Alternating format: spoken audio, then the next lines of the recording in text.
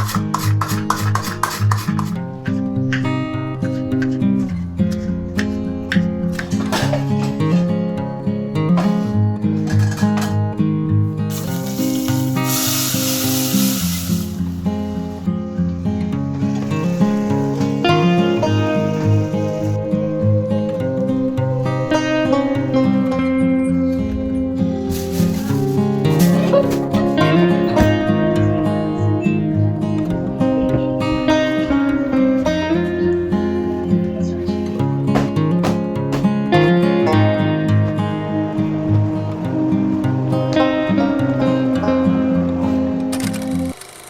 Everyone, नमस्ते and welcome back to my new vlog. तो कैसे हो आप सब? उम्मीद करती हूँ आप सभी बहुत ही बढ़िया होंगे, खुश होंगे, मज़े में होंगे और मैं भी यहाँ पर ठीक हूँ।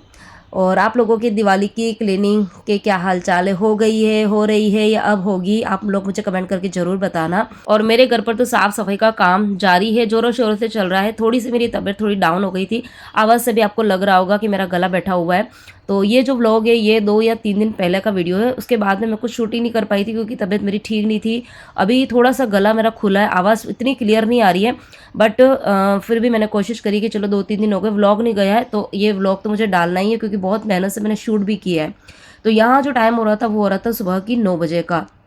तो मेरे मॉर्निंग के जो बाहर मतलब किचन के अलावा बाहर के जो मेरे काम होते हैं वो मेरे सारे हो चुके हैं और अब मैं जा रही थी नहाने के लिए। तो अभी जैसे दिवाली की साफ़ सफाई तो चल ही रही है, लेकिन साथ साथ में थोड़ा सा अपनी स्किन की केयर करना भी ज़रूरी है क्योंकि दिवाली की क्लीनिंग करते करते मतलब ये काम है ना ख़त्म नहीं होते, मतलब दिवाली जब तक आएगी ना तब तक चलते रहेंगे। और फिर हम ये सोचेंगे कि क्लीनिंग पूरी हो जाएगी उसके बाद में हम अपनी स्किन की केयर करेंगे, तो तब तक तो बहुत लेट हो जाएगा। तो इसीलिए फिर मैं ना हर एकाध दिन छोड़ के कुछ ना कुछ जो है वो ये कर ही रही हूँ कि साथ में चलो घर के काम भी होते रहे और अपनी जो स्किन है ना उसकी भी क्लीनिंग करना ज़रूरी है क्योंकि अभी साफ़ सफाई चल रही है। बहुत सारी डस्ट वगैरह जो है वो मतलब फेस पे वगैरह लगती है। तो यहाँ पर मैंने घर पर ही ये बनाया है पैक और इतना ये इफ़ेक्टिव है, ये मैं आप लोगों के साथ में पहले भी शेयर किया हुआ है।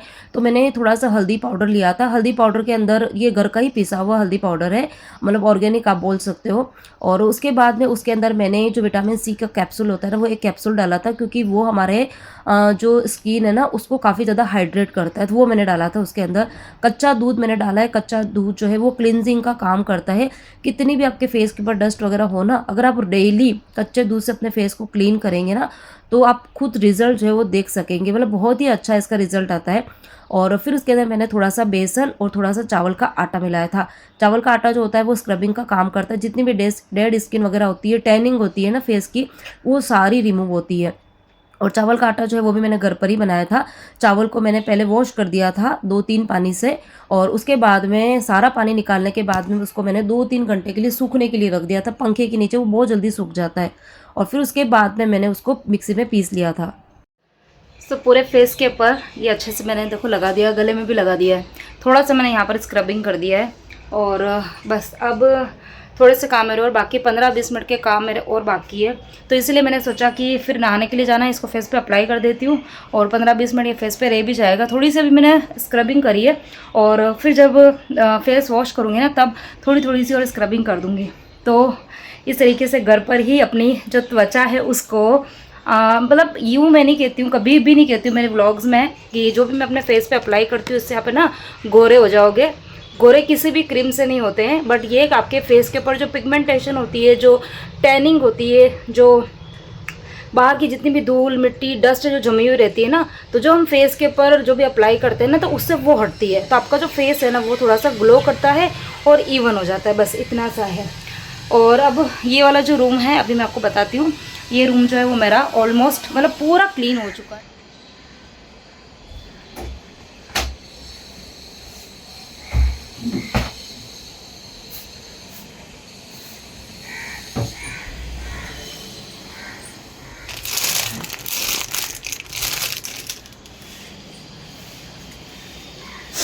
बेटा इसकी क्लीनिंग तो मैंने अभी करी है, कल फिर कर रही है, यूँ करना ही है। तो मेरा वाला रूम पूरा गंदा पड़ा है, वो कर दे, वो मुझे करना है साफ चीज़ को, मतलब जहाँ क्लीनिंग हो गई है उसके पीछे मेहनत कर रही है सा।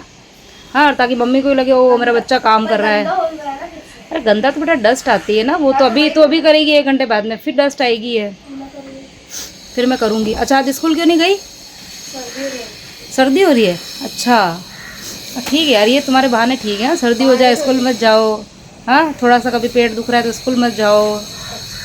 अच्छा, भैया बेचारा अकेला अकेला स्कूल गया? हाँ तो अच्छा लग रहा है ना? रिहान स्कूल है, परी मस्त सुबह से कुछ देर तो पढ़ रही थी, फिर उसके बाद में अभी मैंने उसको नहाने के लिए बोला, तो उसने कहा मैं थोड़ा सा स्टडी टेबल क्लीन कर देती हूँ। ये वाली बेटा मैंने ड्रॉवर नहीं करी है, ये वाली इसको खोल के बता तो कितना भरा है पड़ा सामान। ये तो पूरी खाली करनी है बहुत। हाँ, ये वाला मैंने करा ही नहीं था, क्योंकि अब इसमें तुम्हारे क्या काम की चीज़ें क्या नहीं। तो जो स्केच कलर मतलब है ना, दो दो तीन तीन है ना तुम्हारे, वो निकाल दो, क्योंकि अब इतने स्केच पेन काम आते नहीं है। ठीक है ना? तभी जो दो है तीन है तो सिंगल सिंगल रखो, कोई भी कलर है ना सिंगल वाले रखो, फिर बाकी अपन उन आंटी को दे देंगे। ठीक है ना?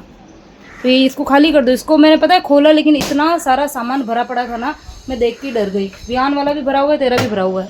ठीक है, ये वाला कर देना काम।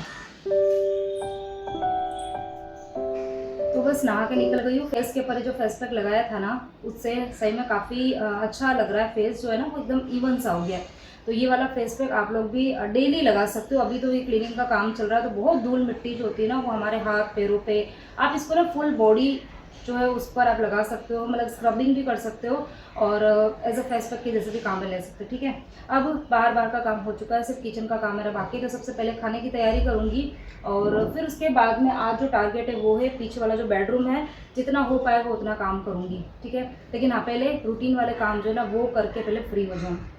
और हाँ, इस कूलर के बारे में किसी ने मुझे ये बोला था कि इस कूलर को जो बाहर की बालकनी ना वहाँ पर रख दो, तो इसको मैं बाहर बालकनी में नहीं रख सकती हूँ। एक तो ये मेरे काम आता है, रोज़ ही काम आ रहा है, क्योंकि अभी ना बारिश नहीं हो रही है। तो बारिश तो नहीं हो रही, लेकिन उमस वाली गर्मी हो रही है।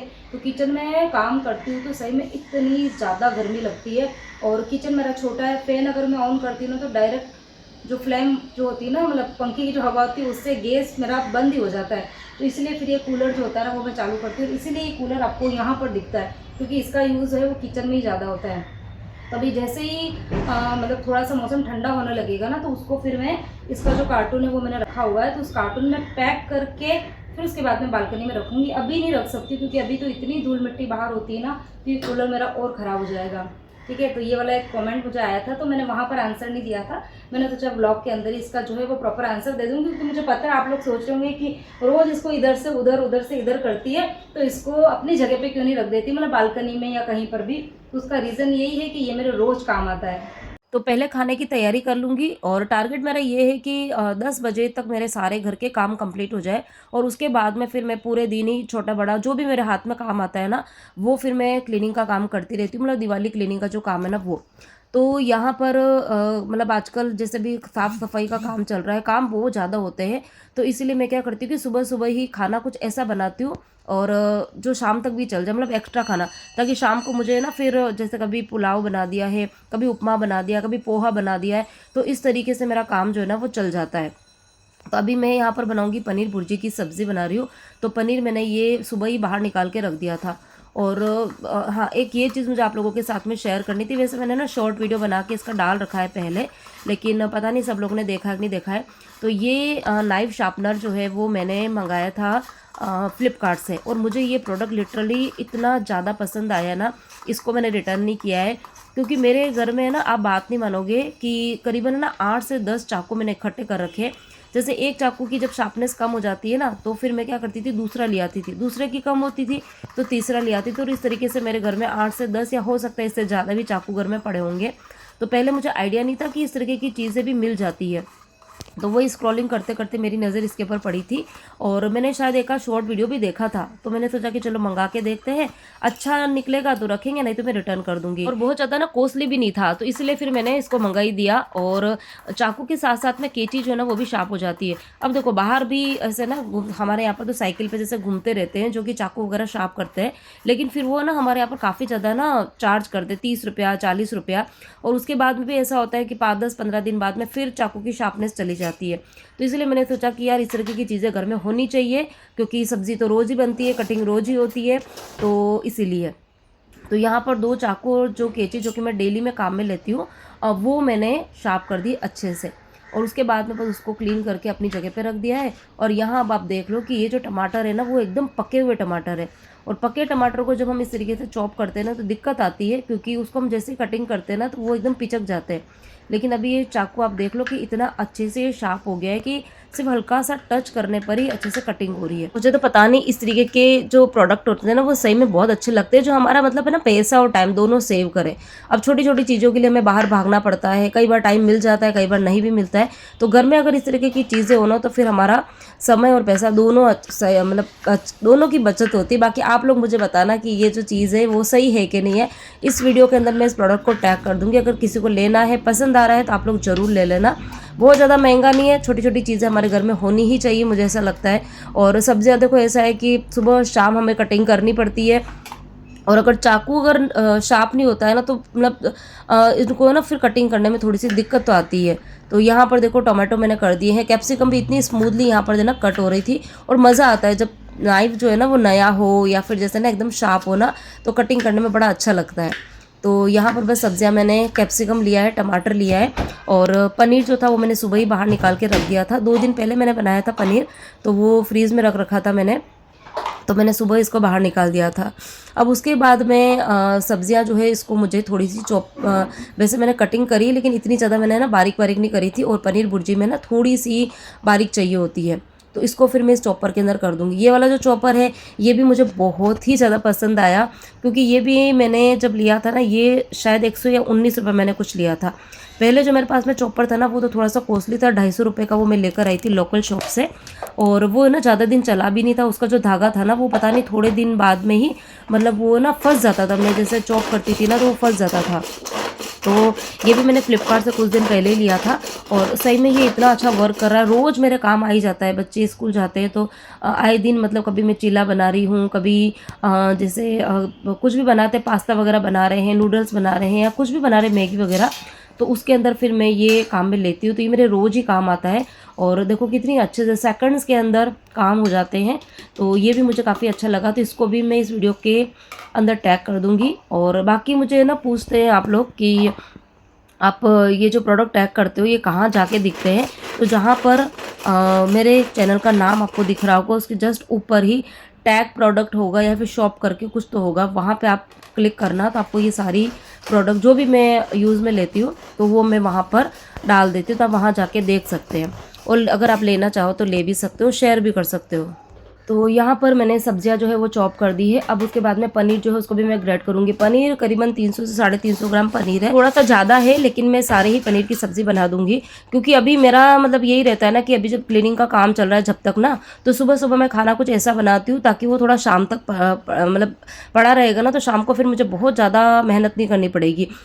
शाम को जैसे ना कभी मैं पोहा भी बना देती हूँ, कभी उपमा भी बना देती हूँ, कभी पुलाव बना देती हूँ। अगर सुबह की थोड़ी सब्ज़ी वगैरह रहती है, आटा वगैरह लगा हुआ रहता है, तो फिर शाम को मेरा काम थोड़ा हल्का हो जाता है, क्योंकि अभी क्लीनिंग का काम चल रहा है। तो वो मतलब है ना, कई बार जैसे मैं जल्दी फ्री भी हो जाती हूँ, कई बार ऐसा होता है कि दिन को वीडियो एडिट कर रही हूँ या फिर कुछ भी प्रोडक्ट का रिव्यू वगैरह करना होता है, ये काम भी मुझे करने होते हैं।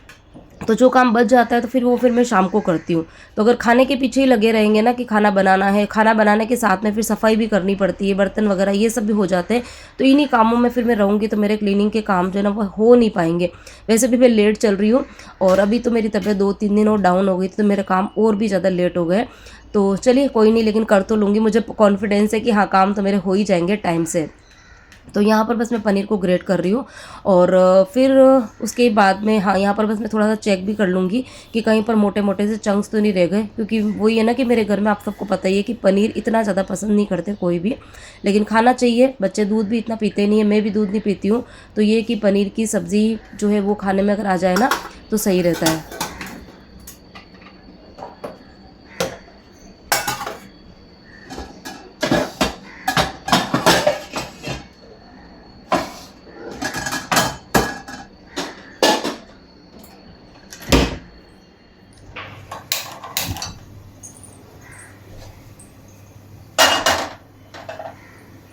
तो यहाँ पर पनीर भुर्जी की जो सब्ज़ी है ना ये मैं आज मस्टर्ड ऑयल में बना रही हूँ। बीच में मैंने एक बार बनाई थी, वैसे पहले मैं हमेशा ना जो अपना ग्राउंडनट ऑयल होता है ना उसी में बनाती थी, लेकिन एक बार मैंने मस्टर्ड ऑयल में बना के देखी सब्ज़ी, और सही में उसका इतना अच्छा टेस्ट आया। मतलब मस्टर्ड ऑयल में जो सब्ज़ी बनती है ना उसका थोड़ा सा स्मोकी फ्लेवर आता है, तो मुझे फिर ना काफ़ी पसंद आई थी। तो आज मैंने अगेन इसको मस्टर्ड ऑयल में ही बनाया है। एक बार आप लोग भी ट्राई करना, बहुत ही अच्छा टेस्ट आता है, एकदम डिफरेंट सी लगती है सब्ज़ी, जैसे हम रेस्टोरेंट वगैरह में खाते हैं ना, बिल्कुल उस तरीके की सब्ज़ी ये लगती है। अच्छा, सब्ज़ी जो बनेगी वो विदाउट ऑनियन एंड गार्लिक की बनती है। तो आप लोग जो भी जैसे व्रत वगैरह में नहीं खाते हो ना ऑनियन वगैरह, तो आप इस तरीके से भी बना के एक बार ट्राई कर सकते हो, बहुत ही टेस्टी बनी थी ये सब्ज़ी। तो यहाँ पर बस मैंने तेल के अंदर थोड़ा सा जीरा और हींग डाल दिया था, उसके बाद में कैप्सिकम डाला है, टमाटर डाला है, और ये बिल्कुल रूटीन वाले जो बेसिक मसाले होते हैं वो मैंने डाल दिए हैं। और उसके बाद में बस इन सब्ज़ियों को ना बहुत ज़्यादा मैं पकाऊंगी नहीं, क्योंकि थोड़ा सा जो सब्ज़ियों का क्रंचीनेस इसमें आता है ना भुर्जी में, तो वो बहुत ही टेस्टी लगता है। और अब उसके बाद में थोड़ा सा सब्ज़ी को मुझे फ्लेवर देना है, तो ये एवरेस्ट का सब्ज़ी मसाला है, तो ये मैं डालूँगी। और इसके अंदर जो ये लहसुन और प्याज ये होता नहीं है, तो इसलिए मैं ये वाली ब्रांड का लेकर आती हूँ। वैसे डेली में तो मैं इसका मसाले का यूज़ नहीं करती हूँ, लेकिन कभी कभार जब मैं इस तरीके की सब्ज़ी कोई बनाती हूँ ना, पनीर मटर हो गया है या फिर पनीर टिक्का मसाला हो गया है, पनीर भुर्जी, तो इसके अंदर मैं ये वाला मसाला डालती हूँ, अच्छा लगता है टेस्ट। और थोड़ी सी मैंने यहाँ पर कसूरी मेथी और ऐड कर दी थी। और बस उसके बाद में इसमें थोड़ा सा पानी डालूंगी, ज़्यादा नहीं डालूंगी।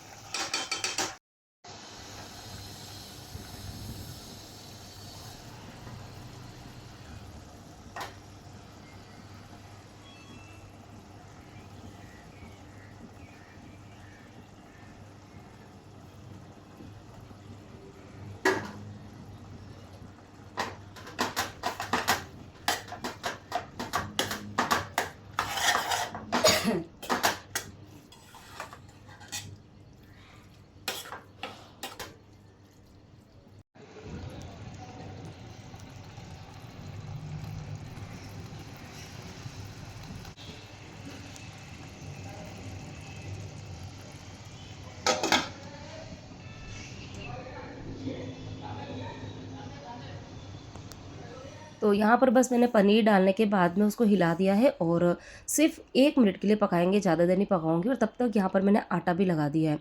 तो बस उसके बाद में यहाँ पर जो मेरा किचन का काम है वो ऑलमोस्ट हो ही गया है, क्योंकि खाने में आज बहुत ही सिंपल से ही खाना बना है, पनीर भुर्जी और पराठे पराठे बनाऊंगी मतलब। तो ज़्यादा मैंने कुछ तामझाम बनाया नहीं, क्योंकि काम मुझे जल्दी करना है। जितना जल्दी मेरे किचन के काम होंगे ना, उतना जल्दी फिर मैं अपने जो दूसरे काम है ना उसमें लग पाऊँगी। और कोशिश मेरी यही रह रही है कि ज़्यादा है ना किचन में काम फैलाती नहीं हूँ, शॉर्टकट में काम जो है वो करने की कोशिश कर रही हूँ, ताकि मेरा टाइम जो है वो सेव हो जाए। और जितना टाइम सेव होगा ना, उतना फिर मैं काम जो है वो जल्दी जल्दी कर पाऊँगी। तो यहाँ पर आप सब्ज़ी देख लो कितनी यम्मी लग रही है, और बहुत ही टेस्टी ये सब्ज़ी बनी थी, मतलब बहुत पसंद आई थी मेरे बच्चों को। तो एक बार आप लोग भी इस तरीके से ज़रूर ट्राई करना।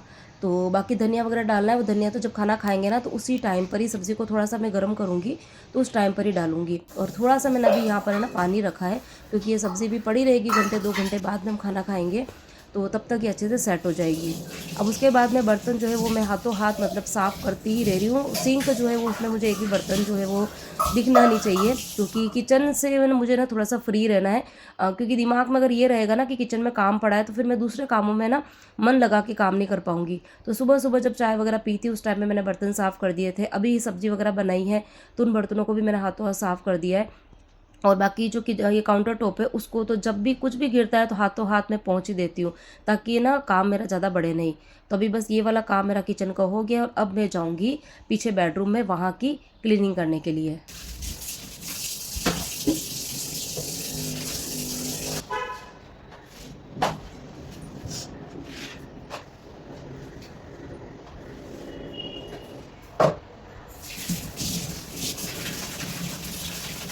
तो फाइनली टाइम जो हो रहा था वो 10:05 का टाइम हो रहा था। तो जो टारगेट मैं लेके चल रही हूँ उसी हिसाब से मेरे काम हो रहे हैं।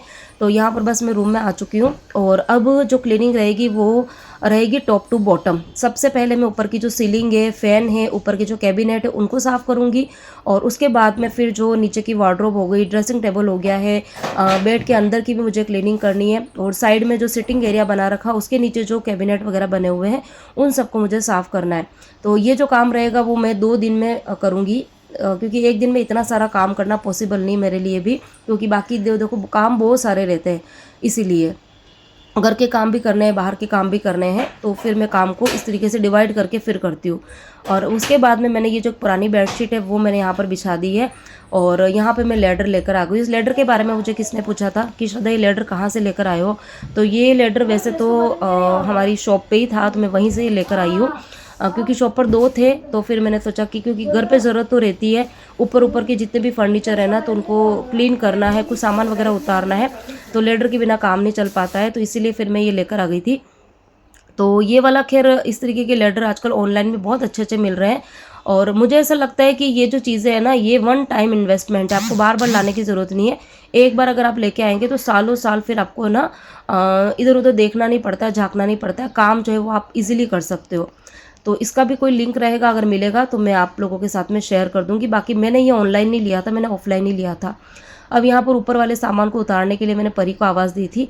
वैसे इसको ना हो रहा है जुकाम और मतलब तबीयत फीवर वगैरह कुछ नहीं था, लेकिन जुकाम ज़्यादा हो रहा था तो इसलिए मैंने स्कूल नहीं भेजा था। लेकिन हाँ, सामान उतारने के लिए फिर मुझे 2 जनों की ज़रूरत पड़ती है, तो इसीलिए मैंने उसको आवाज़ दी थी। उसके बाद में मैंने उसको दूसरे कमरे में भेज दिया था, क्योंकि मतलब काफ़ी धूल मिट्टी उड़ती है और जुकाम में ये कि अगर ध्यान रखोगे तो जल्दी ठीक हो जाओगे, अगर ध्यान नहीं रखेंगे तो फिर ये कि 2 की जगह 4 दिन 5 दिन फिर बीमार होते ही हैं बच्चे। बच्चे क्या मतलब बड़े सबके साथ में ये प्रॉब्लम होती है। और सही कहूँ तो ये जो वीडियो है ना ये 2 दिन 3 दिन पहले का व्लॉग है। इस टाइम तक तो मैं बिल्कुल ठीक थी और शाम होते होते मुझे भी ना थ्रोट पेन होने लग गया था। मैंने गार्गल्स वगैरह किए थे, सब कुछ करे, लेकिन नेक्स्ट डे जब मैं उठी थी ना तो मेरे गले में इतना ज़्यादा पेन हो रहा था, इतना तेज़ जुकाम भी हुआ था, बॉडी पेन और उसके बाद में फ़ीवर। मतलब ये सब चीज़ें ना साथ साथ में चलती है। तो कितना भी ध्यान रखो घर में, अगर एक बार एक जने को किसी को हुआ है ना जुकाम तो वो फिर सबको होगा ही होगा। सबसे पहले जैन साहब को हुआ था, उसके बाद में परी को हुआ और परी के बाद में फिर मुझे हुआ। तो ये बस इस तरीके से चलता ही है। लेकिन काम नहीं रुके थे, धीरे धीरे हुए थे, लेकिन काम तो मेरे हो ही रहे हैं। तो यहाँ पर ऊपर वाले जो कैबिनेट है ये मैंने खाली किए और उसके बाद में फिर मैंने परी को भेज दिया था। फिर मुझे काम जो थे वो अकेले ही करने पड़ रहे थे। मेहनत तो बहुत लग जाती है क्योंकि बार बार लेटर पे चढ़ना है, उतरना है, पोछे को धोना है। लेकिन हाँ, कोशिश ये कर रही थी कि एक बार मैंने ये जो ब्रश है उस ब्रश से पूरी ड्राई डस्टिंग कर दी थी। जितने भी जाले वगैरह थे, जितनी भी धूल मिट्टी थी, ये मैंने इस ब्रश से साफ़ कर ली थी। हाँ, इस ब्रश के बारे में मुझे किसी ने लास्ट वीडियो में पूछा था।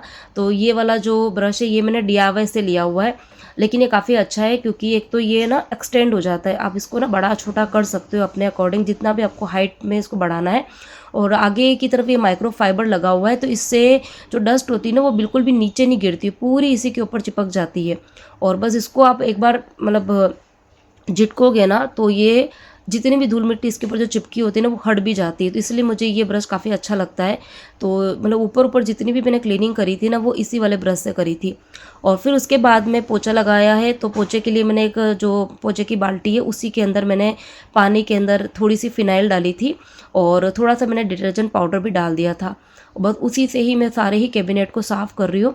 और हाथ में मैंने सूखा पोछा भी, एक सूखा कपड़ा भी रखा हुआ है, तो उससे मैं हाथों हाथ इन कैबिनेट को पोंछती जा रही हूँ अंदर से, ताकि वो सूख जाए। और फिर उनको मैं ना मतलब हाथों हाथ जमा भी दूंगी, क्योंकि ऊपर वाले कैबिनेट साफ़ होंगे तभी मैं फिर नीचे वाला जो वार्डरोब है ना उसको मैं क्लीन कर पाऊंगी। सारे ही कैबिनेट को मैंने अच्छे से पोंछ लिया है और सारे सामान यहाँ पर नीचे उतरे हुए हैं।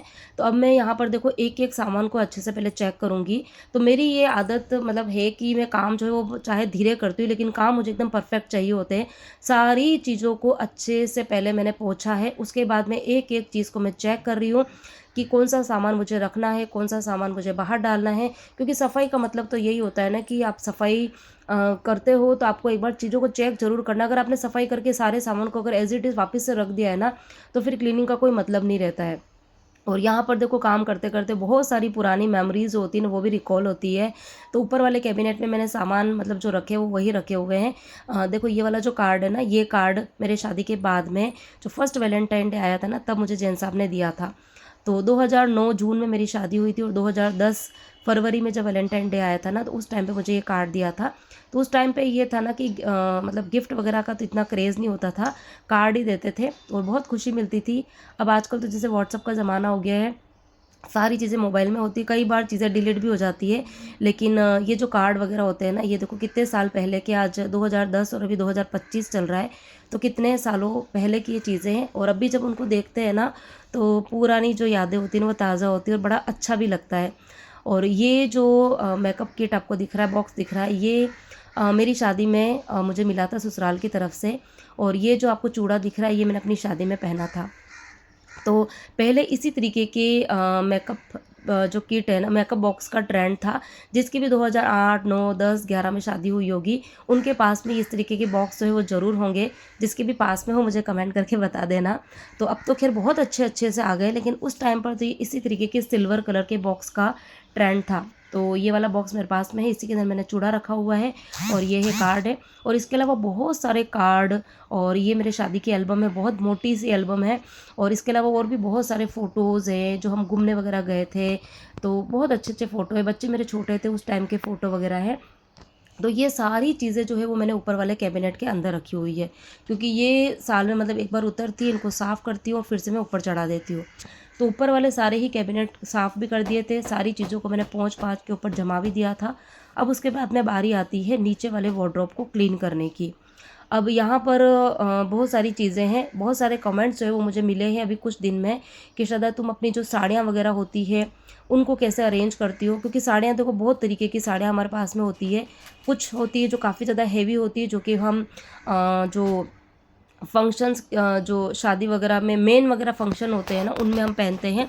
लहंगे वगैरह भी होते हैं, कुछ मेरे पास में एक आध राजपूती ड्रेसेस भी है और प्रिंटेड साड़ियाँ भी है, और जो ठीक ठाक वाली जो कॉटन साड़ियाँ होती हैं, लिनन की साड़ियाँ, तो बहुत सारी साड़ियाँ होती हैं। अब उनको हम किस तरीके से रखें, तो ये सब कुछ मैं अभी आप लोगों के साथ में शेयर करूँगी। इसके अलावा पेटीकोट हैं, बहुत सारे ब्लाउज़ हैं, बैंगल्स हैं, तो इन सबको कैसे क्या रखना है तो मैं थोड़ा सा आप लोगों के साथ में शेयर करूँगी। और इन सब देखो चीज़ों को रखने के लिए मैंने ये ऑर्गेनाइज़र जो है वो लिए हुए हैं। तो ये छोटी छोटी चीज़ें जो है वो हमारे पास में होनी चाहिए, ताकि हम अपनी चीज़ों को अच्छे से और अरेंज करके रख सकें। चाहे चीज़ों को हमको बेड के अंदर रखना है, चाहे अलमीरा के अंदर रखना है, चाहे आपके पास में अलमीरा छोटी है या बड़ी है, अगर इस तरीके के ऑर्गेनाइज़र आपके पास में रहेंगे ना, तो चीज़ें आपकी बहुत अच्छे से ऑर्गेनाइज होके रहेगी और क्लीनिंग में आपको टाइम ज़्यादा नहीं लगेगा। तो मुझे वार्डरोब की क्लीनिंग में हार्डली आधा घंटा ही लगा था, क्योंकि सारी चीज़ों को मैंने सेग्रीगेट करके रखा हुआ है, सभी चीज़ों को मैंने ऑर्गेनाइज़र में रखा है, तो साफ़ सफाई का काम मेरा थोड़ा सा आसान हो गया। तो यहाँ पर साड़ियाँ, अधिकतर जो मेरी साड़ियाँ रहती है वो यहीं पर ही रहती है। साड़ियों को मैं कैसे अरेंज करती हूँ आपको बस जल्दी से मैं बता देती हूँ, क्योंकि मुझे कमेंट आया था कि श्रद्धा तुम्हारी जो साड़ियाँ हैं उसे आप कैसे अरेंज करके रखते हो। तो ये जो बड़ा वाला भी मैंने आपको ऑर्गेनाइज़र बताया, तो जो हेवी साड़ियाँ रहती है ना, वो मैं इस तरीके की जो सिंगल पाउचेस रहते हैं, जो साड़ी रखने की ऑर्गेनाइज़र होते हैं ना, तो इसके अंदर मैं रखती हूँ। हेवी जो साड़ियाँ होती है ना वो वाली, ठीक है। अब जैसे कि ये चुनरी हो गई है, ठीक है, ये हमारे जो भी शादी फंक्शन होते हैं उनमें पहनी ही जाती है। कोई भी फंक्शन में एक बार तो ये जरूर पहनी जाती है, ठीक है, हमारे राजस्थान का कल्चर है ये चुनरी।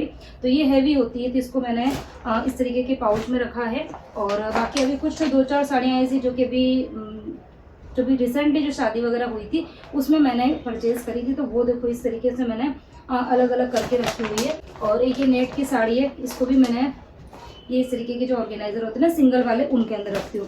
अब वो बाकी कुछ साड़ियाँ ऐसी होती है ना जो कि छोटे मोटे फंक्शन में, जैसे कि हम मंदिर में जैसे कोई फंक्शन हो गया है, ठीक है, या फिर कोई छोटे मोटे जैसे कि किसी हाउस वार्मिंग पार्टी है, तो उनमें बहुत ज़्यादा हेवी साड़ी नहीं पहनी जाती। तो वो जो साड़ियाँ होती है ना, उनको मैं ये बड़े वाले ऑर्गेनाइजर है उनके अंदर रखती हूँ। तो इस तरीके से मेरी जितनी भी साड़ियाँ होती हैं वो रखती हूँ। और जैसे हेवी साड़ी होती है तो उनके जो ब्लाउज होते हैं वो मैचिंग के होते हैं, तो वो साड़ी के साथ में ही रखती हूँ। और बाकी कुछ साड़ियाँ ऐसी होती है ना कि जिनके ऊपर मैं ब्लाउज स्टिच नहीं कराती हूँ, सारे कुछ मैं रेडीमेड ब्लाउज ला के रखती हूँ। तो जो ब्लाउज होते हैं वो फिर मैं अलग से वो मैंने आपको पहले ही बता रखा कि मैं अपने पेटीकोट ब्लाउज जो है ना वो किस तरीके से अरेंज करके रखती हूँ। तो इस तरीके से सारी ही चीज़ों का भी मैं अच्छे से अरेंज जो है वो करूँगी। वीडियो पूरा डिटेल में नहीं बताऊँगी, क्योंकि मैंने अपनी जो वार्डरोब का ऑर्गेनाइजेशन का वीडियो है ना वो पहले भी कई बार डाल रखा है, लिंक मुझे मिल जाएगा तो मैं आप लोगों के साथ में शेयर कर दूँगी, अदरवाइज वीडियो काफ़ी ज़्यादा बड़ा हो जाएगा। बाकी मोटे मोटे तरीके से मैंने आप लोगों को बता दिया कि मैं अपनी जो साड़ी है, पेटीकोट है, ब्लाउज है, वो किस तरीके से अरेंज करती हूँ।